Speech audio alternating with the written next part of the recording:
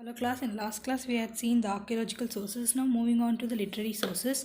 The written records are the books of the past, usually written on the palm leaves, barks of trees, much later on paper, are called literary sources. Literary sources can be classified into two types: indigenous sources and foreign accounts. Okay, so what is literary? Literary means writing. Okay, written sources is called as literary sources. Under that we have two types, that is indigenous, which is from Indian writing set, and foreign accounts. People from foreign who had come and stayed in India during the olden period, they had written it. Okay, the first one is indigenous literature. The literature written by native writers is known as indigenous literature. It includes both secular and religious literature, both normal literature and based on the religious textbooks also. It is found in various Indian languages. Religious literature produced by Vedic rishis, Buddhist and Jain monks are major sources of history. So what happens is, religious texts written by the Vedic period rishis, then Buddhist monks, Jain monks is one of the sources of history. The Vedic and Brahmanical literature includes Vedas, Brahmanakas, Aryanakas and Puranas. The epics, etc., your Mahabharata and your Ramayana, on all of this, they help us to understand the social, religious, spiritual and philosophical life of Aryans, Buddhist monks. So we understand the period of Vedic period, the period of Jainism from the religious texts, and it was written in Pali language. Okay, the common language during that time. The Tripitakas provide information regarding Mahajanapadas, many cities and Mayuryan kings. Okay, your Tripitakas talks about a Mayuryan period and Mahajanapadas. Jain monks also produced rich literature in Prakrit language. So Buddhist monks wrote in Pali language, and your Jain monks in the Prakrit and regional languages, especially Kannada. Agnas and Upagnas are the religious texts of Jainism. So what are the religious texts of Jainism? Agnas and Upagnas. Jain scholars like Prabhu Nandi, Vidyanandi, Gunabandra, Ajita Senacharya, Puja Pada, etc. have thrown light on social and political conditions of their writing. So they talk about the social and political condition during that period in their works. So next, moving on to the, apart from vast religious literature, India have also produced secular literature in the form of biography. Biography is nothing but writing about a particular person. Okay, drama, works on history. Politely science, max, Ayurveda, yoga, focus on the various aspects of then existing society. Buddha Charita of Ashwagosha, Arsha Charitra of Bana Bhatta, Prithviraj Raso of Chandabarandi, Vikramanka Deva Charitra of Minhala, Rajatrarangi of Kalhana, Raghuvamsha of Malavika Ginimitra, and Kalidasa of Kalidasa, Mudra Raksha of Vishakadatta, Arthashastra of Kautilya, Mahabhasya of Pani, Ashtata Yoga of Patanjali, etc. throw light on the history of their time. So during that time, whichever period they were ruling, there are people who had written. So we have many things here. So you can remember Prithviraj Rasa's Chandbarandi, your Arthashastras of Kautilya are much important. The works of science and maths like Surya Siddhanta and Romaka Siddhanta by Aryabhatta, Chandraka Samhita by Chandraka, Surashtra Samiti by Saurashtra, Sushastra, etc. provide information of research, construction of past, how construction of past happens. Then what all these works talks about is how people lived during that period, how was society, and it also talks about your maths, science, Ayurveda, yoga, and also your history, drama, etc. Next, this is about some of the examples of indigenous writers. Next, moving on to foreign accounts. The fertile land, wealth, intellectual and philosophical attainments of India have attracted many foreign traders, students, pilgrims, philosophers, and invaders.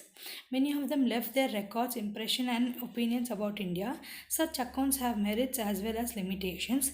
Their merits means benefits and limitation. Many people wrote their works, they had left it in India and gone back. Many have taken it and they have spread the word of Indian history. Okay, there are many primary sources by first hand informers and help us to bridge the gap about important events. Okay, so primary means they stay there and they write it, they have seen it and they have written it, so something which is very authentic. But it is very difficult for the travelers and the scholars staying for a short time to understand the complexity of Indian cultures. Yes, they stay here for very short time. Okay, staying here for short time, can they write more things? No, it becomes tough for them. Okay, but it is very difficult for the travelers staying here for short time. Megasthenes, a Greek ambassador, in his book Indica. So Megasthenes' book Indica have given valuable information regarding South and North India during Mauryan period. So in Megasthenes' book, who's from Greek, he talks about Mauryan period, both about South and North India. Then geography by Ptolemy, another Greek historian, supplies information regarding commercial relations of ancient India, commercial relationship with whom we had the trading relationship, etc. The Periplus of Erythraean Sea, a work by unknown Greek author, mentions many coastal towns and rulers and products of India. So it is like covering many parts of India. Natural historian by Pliny, a Roman writer, gives idea regarding Indo-Roman relations and political condition of India. So everyone, what to say, when they come and stay, which part they stay, they write about that part and they give us example. Okay, give us the importance about our Indian history. Trio pilgrims of China, Fahin, Yun Sang, and Hit Singh have provided most useful information. Fahin visited India in early 5th century CE. So Fahin visited India in 5th century and given vivid pictures of many cities and Ashoka's palace. So they have drawn pictures and they have given us information. He also gives information of Gupta administration, both the Ashokan period, that's a Mauryan period, and a Gupta administration. Yun Sang visited India in 7th century CE and stayed for about 18 years. So Yun Sang stayed in India for 18 years and he gave more lot information about India. He has left valuable information in his book Siyuki. So Yun Sang book is Siyuki. Okay, he visited the courts of Harshavardhana Pulikesi too. He has given vivid pictures and education, religion, society and administration. He had also mentioned the Narmada battle and the defeat of Harsha. So he has given many pictures regarding the religious, social, economic things, and also he talks about Narmada battle that was between Harshavardhana.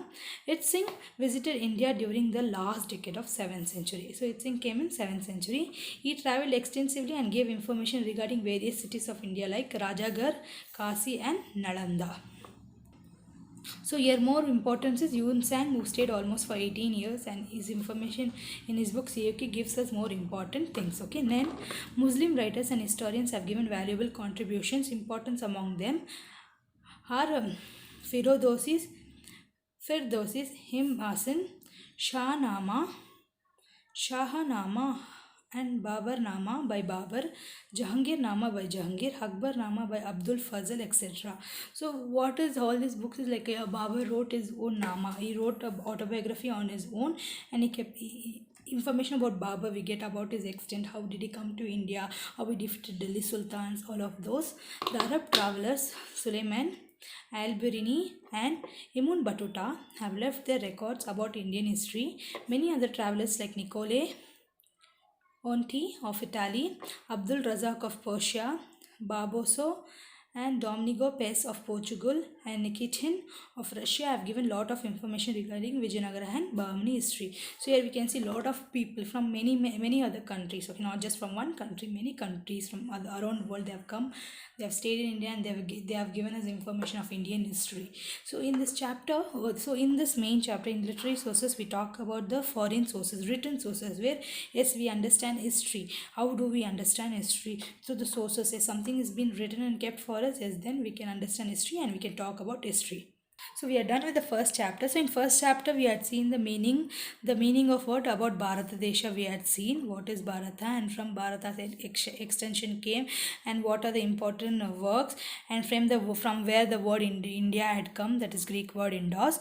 Then next moving on, we had seen the impact of geography on Indian history. So how did the impact of geography had happen in Indian history? Then also we had looked of geography of India in a particular map. Then next moving on, then we saw special features of Indian history. So in this we saw special features of Indian history, how we had lot of different phases. We saw evolution phases, foreign invasions, we saw tolerant of Hindu faith, then tolerant of contributions to the world, then India as a country of attraction for foreigners. So we had seen so many things, then unity and diversity, the variety of things which we had seen in this chapter. So in this, under unity and diversity, we saw different types of unities, different types of diversities which is there in India. And after unity and diversity, we had moved to introduction to Karnataka history. So in Karnataka history, we saw from where the word Karnataka had come. Then also we saw what to say from where Kaveri in south to Godavari, then origin and antiquity we had seen. Then also we had seen what extent of Karnataka. Then we went to the sources of Indian history. In sources of Indian history, we have two types, that is your archaeological and literary sources. Under archaeological sources, you have excavations, you have monuments, coins, paintings, then you have inscriptions. Then moving on to literary sources, your written sources. So archaeological is where you excavate and search things and you find out. Literary is written and kept sources. Under that we saw indigenous literature and foreign accounts. So overall this chapter talks about the introduction of Karnataka and Indian geography. So now we will just look into the, if in any doubt, anything, class students, you can just contact me through WhatsApp. I think there's a group created, so you can have any doubt, anything, you can just contact me there. So next, moving on, answer the following in a word or a sentence each. Okay, so we have answered the following, so we'll just briefly go fast. If you know, from which language the word Indian derived? From the Greek word Indos. Name the work that mentions the extent of ancient Karnataka. That is your Kaviraja Marga. Then you have what is numismatic, that is your coins. Okay, what is numestics? The study of coins. Okay, study of coins is called numismatic. What is excavation? I'm just briefing out students. I will just give you the notes. I will send the PDF format later. So you have excavation in page 9 and 10. Then who wrote Buddha Charita? Which is the famous work of Pliny? His famous work is Natural Historian. Then next, moving on, answer the following two words or two sentences each. So we have name any two passes that connect India with West. Okay, that is page 2. Page 2, third para it has been there. So we have so many questions here. So you all can go through the question once. You can just connect it with the classes which have been taken. So you can just connect and write down the notes. If any doubt, anything, I will forward the PDF format for you all later. So you can copy the notes later.